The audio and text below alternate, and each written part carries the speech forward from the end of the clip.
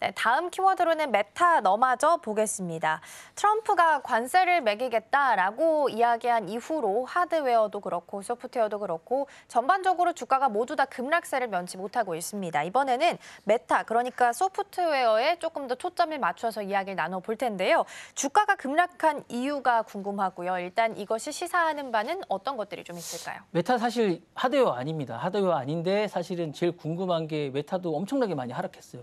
많이 하락했기 때는 사실은 9%까지 뭐 주가가 하락하고 뭐 이랬는데 메타도 사실은 하드웨어 없는 제조업체입니다. 왜냐하면 메타의 광고주들이 다 최근에 보시면 여러 가지 이제 제조업체들입니다. 그러다 보니까 이런 쇼핑몰이나 이런 것들인데 이런 데 대한 관세 정책으로 최근에 이제 미니버스라든가 이런 것들을 했습니다. 그러니까 이런 것들이 다 타격을 받습니다. 이런 광고주의 타격을 받고 메타도 퀘스트라든가 VR이든가 메타 포탈이라든가 스마트 글래스라든가 디지털 하드웨어들이 전개 중이고 부품 조달 이런 것들이 중국, 베트남, 말레이시아들에 의존을 합니다. 관세가 올라가면 관세 부품 상승이면 제조 원가가 급등하죠. 그러면 VR이나 AR 디바이스라든가 요게 초기나 손실 모델들이 타격을 받을 수밖에 없어요. 그러니까 이런 것들이 타격을 받습니다. 그리고 다 요즘엔 빅테크들은 다 전 세계가 이어져 있어요.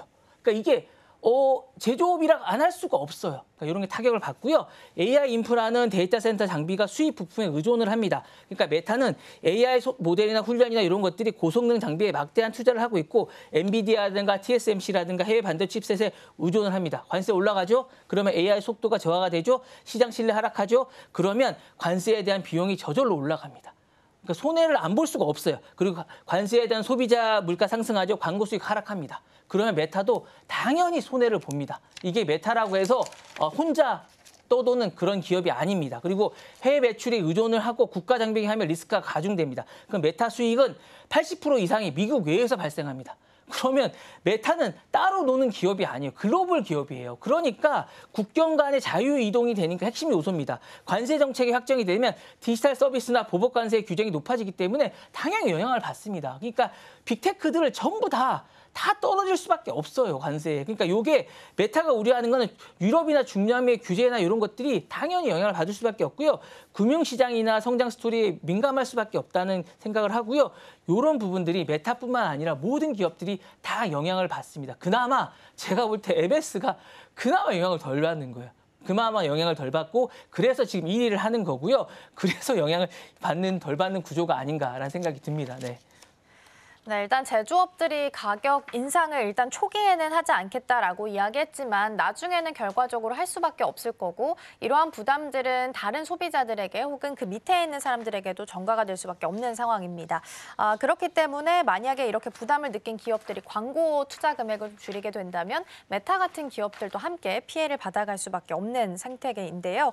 향후 고관세 정책이 미국 산업 전반에 있어서는 어떤 영향을 좀 미치게 될까요? 일단 제가 볼 때는 지금 원래 하려고 했던 게 그런 거 아닙니까? 리쇼링 하겠다는 그런 정책이잖아요. 그건 성공하실 것 같아요. 일단 수입이 국산이 대체가 될 것 같고 제조업이 부활할 거는 같습니다. 다만 이게 제조업이 부활이 되겠지만 제가 볼 때 물가 상승은 불가피할 것 같습니다. 요거는 각오하셔야 될 것 같고요. 자동차라든가 배터리라든가 의약품, 철강, 중간재 산업이 부활할 가능성은 있습니다. 그리고 첨단 산업에서 미국에서 만들자라는 기술 주권이 가속화될 것 같은 생각은 듭니다. 그리고 하드웨어라든가 디지털 산업이 제조업이 구조가 전환이 될 것 같고요.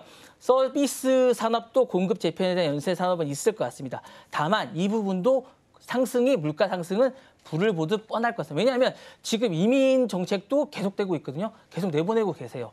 그러니까 내부적으로 인구가 줄어들겠고 원래 서비스에서 하층 쪽에서 하던 많은 싼 서비스는 없어질 것 같은 생각이 듭니다. 그리고 기본적으로 공급망에 대한 재편도 연쇄 효과가 있을 것 같아요. 그래서 광고라든가 소비서비스나 플랫폼의 광고주에 대한 연결 산업도 다 없어질 것 같습니다. 그리고 디지털 플랫폼에 대한 중심에서 물리적 생산 기반에 대한 중심으로 회귀해야 될 것 같습니다. 그래서 사실은 현물 기반의 고용 창출에 대한 낮다는 이유로 우선순위에 밀렸던 이런 산업들이 다시 일어날 것 같은 그런 생각이 됩니다. 그래서 글로벌 공급망에 대한 지역 블록에 대한 공급망으로 재편될 것 같습니다. 그래서 관세나 국제의 어떤 효율성이 무너지면서 지역 내 생산의 클러스터가 강화될 그런 가능성도 상당히 높습니다. 그래서 결론적으로 중국 없는 공급망에 대한 산업 생태가 될 가능성이 상당히 높은데 이게 좋을지는 모르겠어요.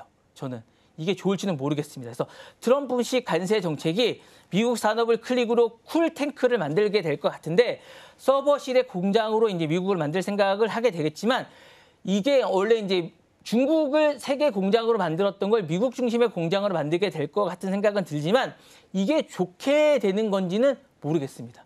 원래 이제 트럼프가 생각했던 미국 공장을 만들게 되는 그 효과는 있겠지만 이게 좋은 건지는 잘 모르겠어요. 저는 이제 그 효과는 오게 될 것 같은데 산업재팬이 그게 될 거는 같아요. 예, 그건 효과는 오게 될 것 같은데 이게 좋게는 모르겠습니다. 산업 중심의 무게 중심을 기술 중심의 소비 경제에서 생산 기반의 안보 경제로 만드는 건 분명히 바뀌게 될 것 같은 그런 생각은 듭니다. 네. 네, 어쨌든 기업 수출입 비용이 좀 상승하게 된다면 큰 틀에서 봤을 때는 글로벌적으로는 경쟁력이 약화될 수 있겠다라는 부분도 함께 체크하시면 좋겠습니다.